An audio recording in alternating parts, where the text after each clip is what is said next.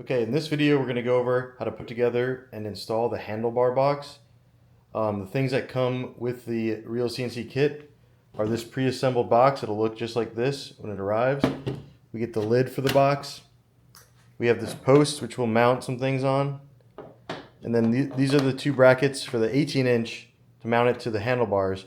The 16-inch will be slightly different and we'll go over both. And then we have some hardware here. And then the tools we'll need is a 7/16-inch socket. We'll need a small Phillips screwdriver and then a 3mm Allen wrench. The things that we're going to need from the motor kit is the 3-speed switch and the battery indicator. The unit does not need these to run. However, if you do not install the 3-speed switch, it will default to the middle speed. And this battery indicator works okay. It really just lets you know if the unit is on or not. In my experience, the amount of bars does not really correlate very well, but you can see if it works with your batteries. And the last thing is we'll need this key switch that comes with the motor kit. All right, the next thing we're gonna do is take our bag of hardware here and dump it out. We should have 2 nuts, 2 washers, 2 bolts, and 4 self-tapping screws. Self-tapping screws we can put to the side. We're not going to use them just yet. We're going to take the 2 bolts and we're going to look at inside of our box here. There's 2 holes. They're hidden a little bit. You can see one here and one here. There's a hex cut out in them. We're just going to take our bolt, put it in here, and push it in so it stays. And this one you need to be careful on the right here. You need to move these wires out of the way carefully. Don't unplug anything. Put our bolt in there and push it. So that way in the back here you should have 2 bolts sticking out. And this will be the same for the 16 or the 18-inch.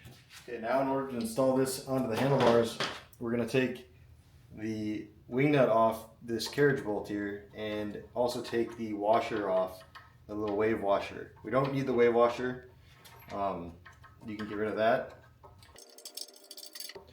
Okay, then we're going to take these 2 pieces. This is for the 18-inch. I'll show the 16-inch later.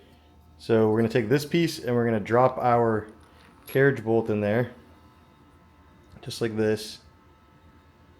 And then this piece is going to go underneath. And then we're going to put our wing nut back. So you'll see here, there's kind of like a groove it lines up in, just like this, and that bar goes in the middle. So we're going to drop this in here. I'm going to put this on the back and tighten up our wing nut. Okay, when it's done, it should look like this. Again, this is for the 18-inch only. Okay, next we're going to take our controller handlebar box here and take the 2 bolts that are sticking out and put them in the 2 holes, just like that. Be careful not to push them out. Then we're going to take... Okay, next we're going to take our washer and our nut that came in our hardware bag. We're going to put the washer on first and then the nut and get it started here. And we'll take our 7/16-inch socket and push down on the top of the bolt and tighten this up. We don't need to go too tight on these since they're nylon lock nuts and we're using plastic parts, so we don't want to tighten too much. And then we'll do the other side.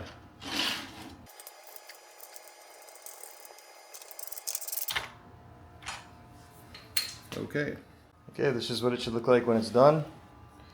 And we'll leave the lid off for now because we need to connect our wiring harness.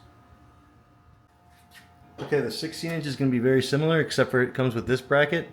And this bracket's just going to go on your handlebar, and you're going to put the bolts through it, and you're going to tighten them just like we did on the 18-inch.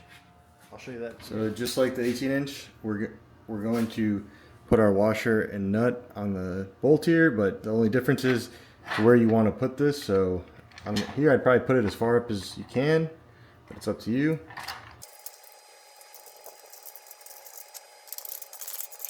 Yeah, then we'll do the other side.